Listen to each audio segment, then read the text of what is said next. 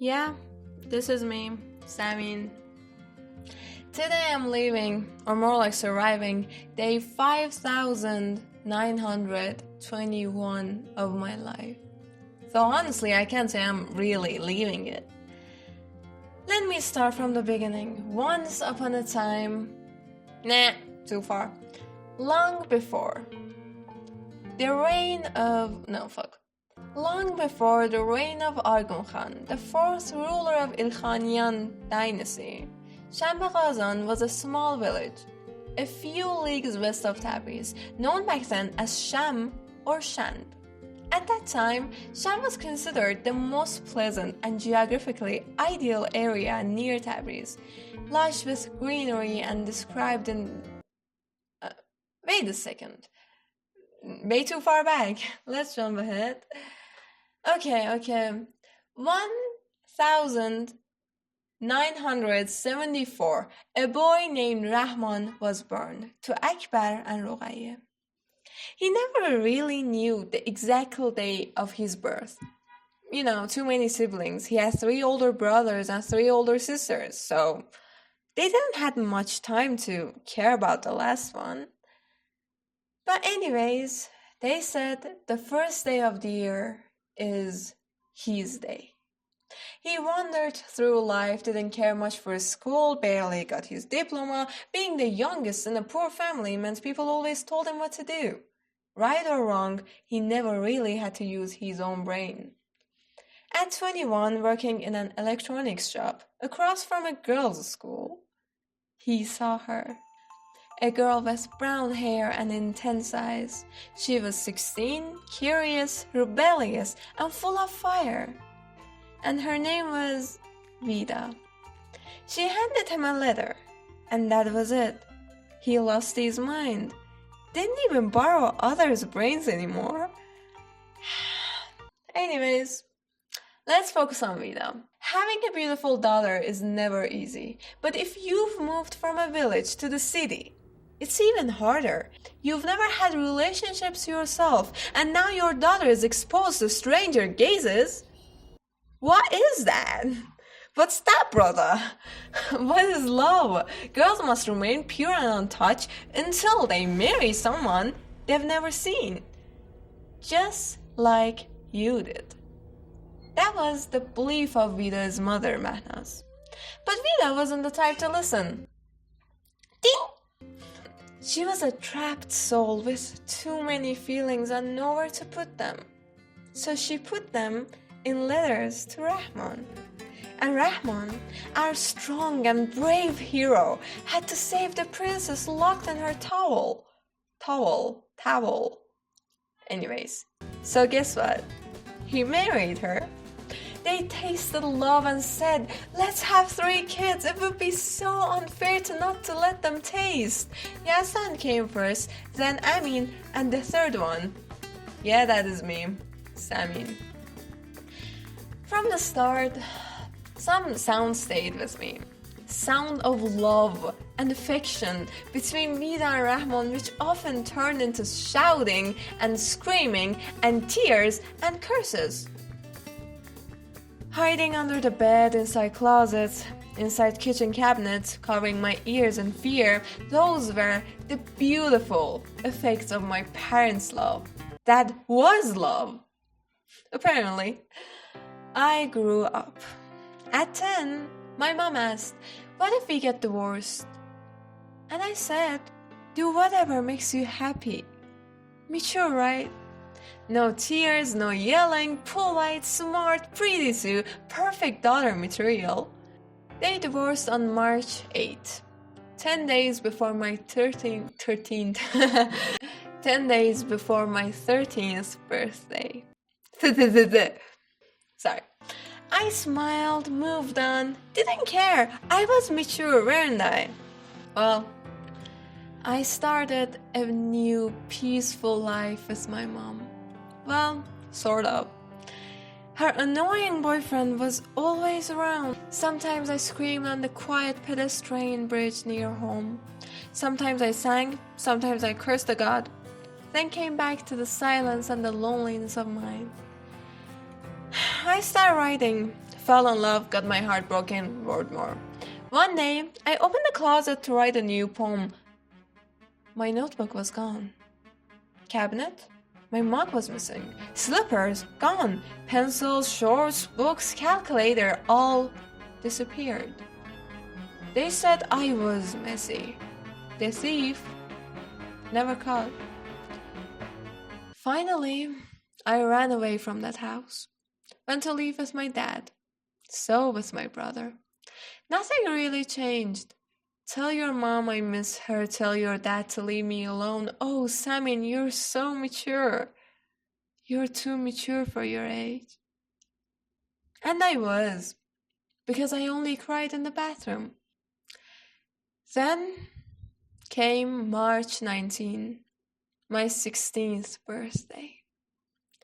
As always, it didn't feel like anything special, but after that birthday, something that used to keep a little light burning inside me disappeared. 3 months passed, a whole year empty, sleeping, waking up, locking myself in my room. I was fine. I was just fine, far away from the noise. Dark circles under my eyes, a strange joy and loneliness at once, anxiety. And smiles! Because I was mature, right? One day I realized I couldn't feel pain. So I created some, just to check. Turns out, I wasn't scared of it anymore. So yeah, in short, it's Samin, the mature girl who still is trying to survive. Well, actually, today I have no idea what I want to do, but I just, as you saw, found these. And there were some pages that I liked the most, and I want to read them to you.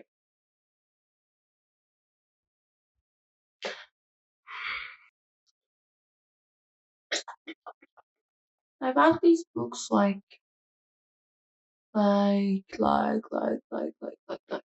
few weeks ago, and I just love them.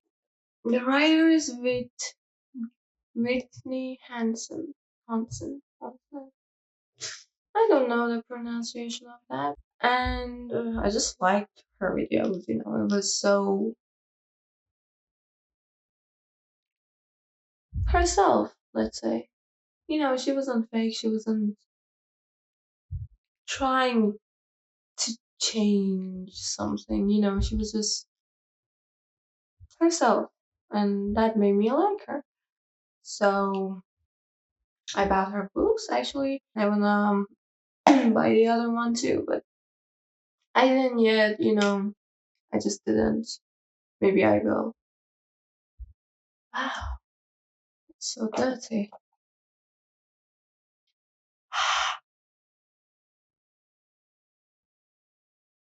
I have an exam tomorrow. Yeah, it's our exam season. Maybe. I don't know. Actually, because of my major, I don't have a lot of exams. It's easier for me. I just had 5 exams. Persian and I don't know that book that talks about religion and Arabic and geography, English. And tomorrow I have geography exam, and I didn't study much. I will. I will. Don't worry. Much better. Actually, I have nothing to say. Just feel like not talking. First, I read this home. You see, you have to see. And second, this, so I'm gonna read it first. And I'm not going to read all the book. I'm just going to read the pages that I drew, dropped it. In this book, she got cheated on. So she was in depression. She was like, oh God, I miss her. Oh my God. Oh my God. And slowly she started to heal, she started to feel better and change and, you know. Round caffeine. Caffeine. I hate you for taking my trust from me. I can't explain how badly I just want to be able to love someone again. Well, what to say? That's exactly what I feel about her. I'm completely over her now, but how can I love someone else the way I loved you? My moonlight.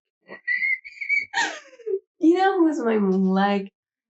Moonlight is meaning of her name. There was someone that I loved so much when I was younger, and my moonlight. Whenever I read something so emotional, I remember her. Being stuck in your own mind when it doesn't want to be kind and torture. Huh? Being stuck in your own mind when it doesn't want to be kind is torture.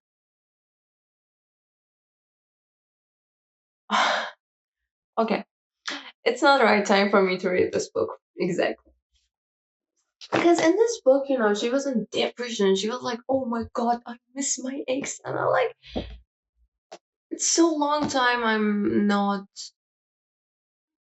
in love, let's say. I'm not in that kind of feeling that makes you miss someone. So I don't miss anyone. I don't love anyone at all. And that makes it difficult to understand this book because okay, this is perfect, but I don't feel this way, so I can't understand you. It's a good book. If you're in love and got cheated on, yeah, it's so good.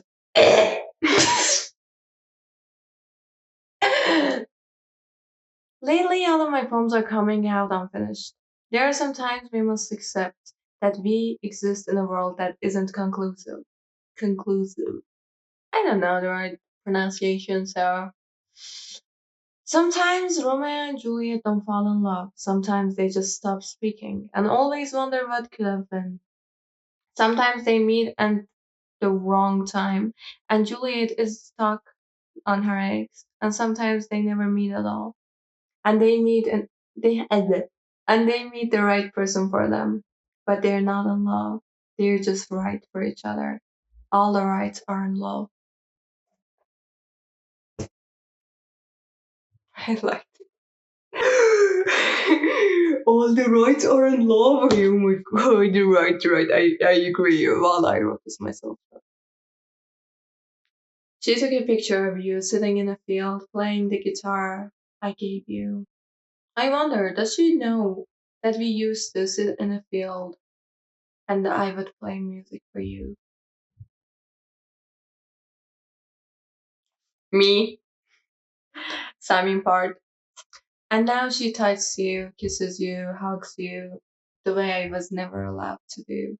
I wish I could tell her to enjoy it, because you are going to leave her too, the way you left me.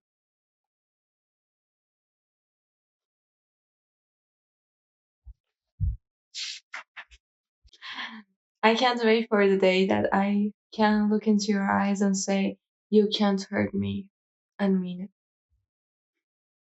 She didn't mean to hurt you. It wasn't her fault that she couldn't love you.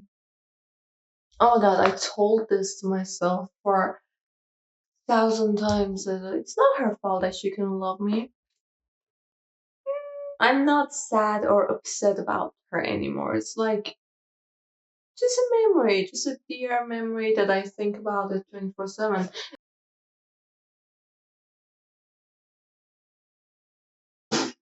Oh,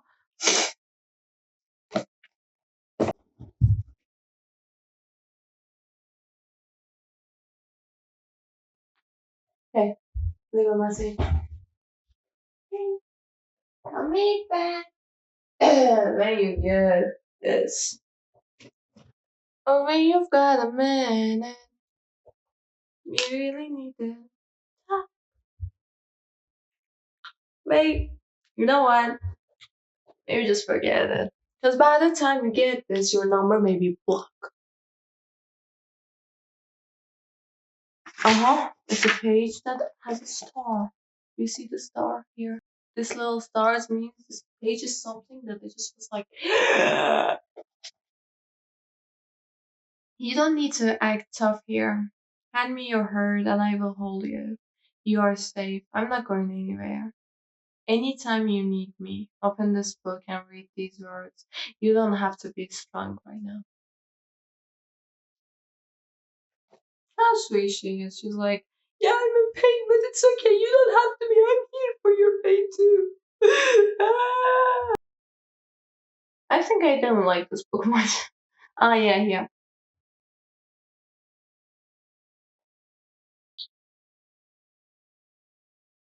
I try to be realistic with myself. I tell myself that she's better for you. That I am healthier now alone, but that doesn't change how badly I miss you. Well, I wrote this. If you see something is starting with well, hearing my friends' voices, laughing, making fun, and I feel like they'll never actually be my friends. I don't feel like I deserve to be loved. Why not? Do not waste your time trying to be beautiful. Beautiful is something you already are, not something you must try to be. I'm not feeling okay. A kid hugging her knees while covering her ears. Last day I broke down. For the first time I cried for myself, held my ears like before and let go of my breath. In the bathroom. Maybe I'm not okay or maybe I'm still a kid. And maybe both. My elementary school teacher asked the class to paint a picture of the sky.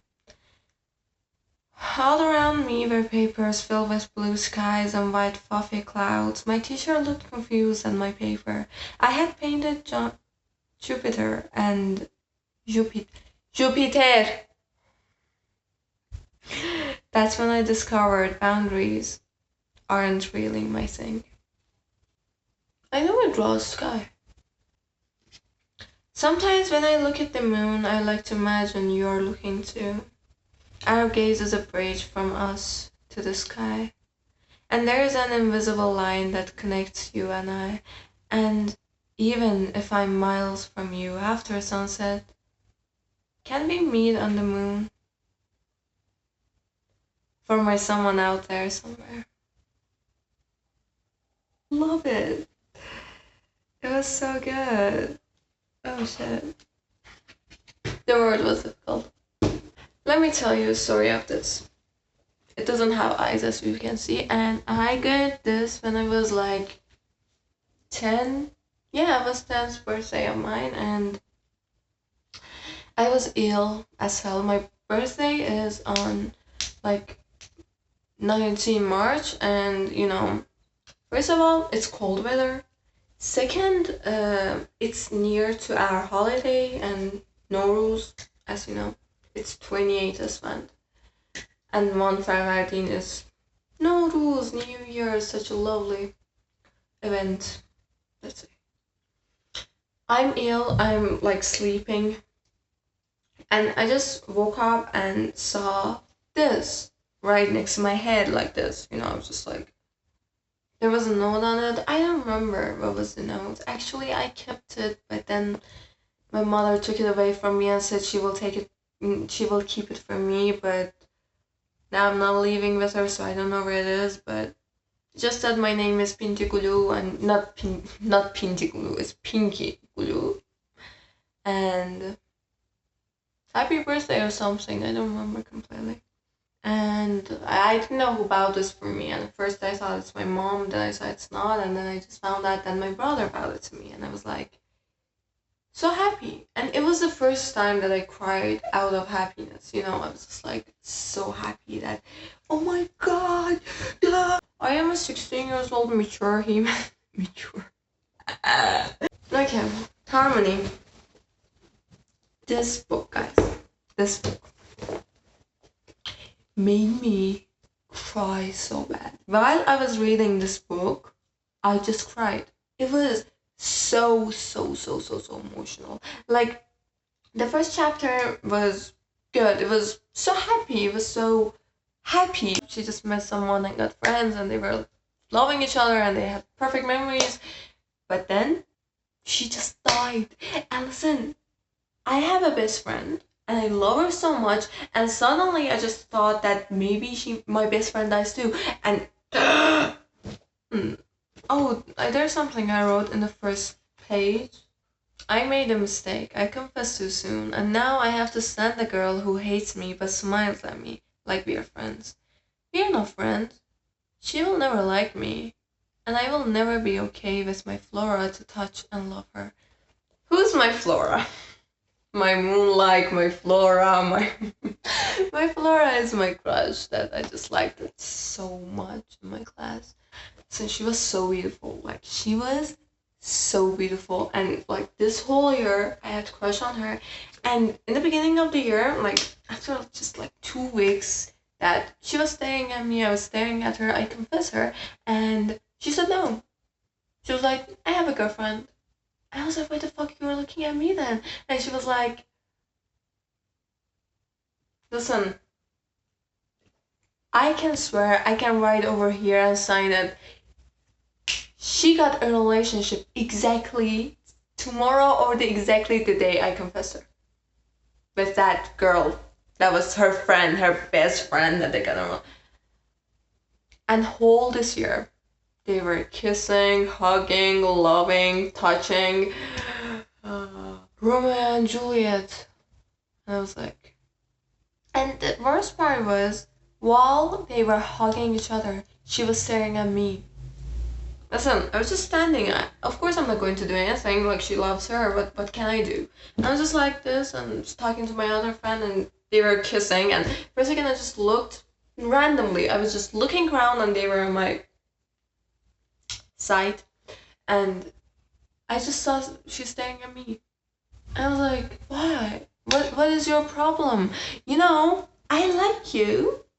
You don't like me. You're in a relationship. You rejected me. Why are you staring at me? But she was so beautiful. And if I finish this shitty year, I will never see her again. And I'm so happy about it. I don't want to see her. She's so ugly. She's so beautiful. I feel that if anyone holds me, it might give my heart permission to fall to pieces. So I distance myself in an attempt to remain whole. I'm afraid that I'm becoming a person you wouldn't recognize. I'm afraid your ghost will come to find me tomorrow night, and when you discover this empty shell I've become, you will simply pass me by, searching for the girl you used to love. Her best friend is dead here. Lift the weight from your shoulders and allow me to hold it for you, and after you turn the page, let some of your heaviness become widget between these pages. Perhaps my broken heart can keep yours a company. I don't know if I'm crying for you or me, but I just can't stop the tears that are leaving my eyes willingly and joining yours. It's okay, we'll heal, and I'm trying to forget that healing part is more painful than any part we have seen. Little one, I'm sorry you had to grow up this way. Me too. Break your heart. Why am I like this, God? Wow, such a comfortable...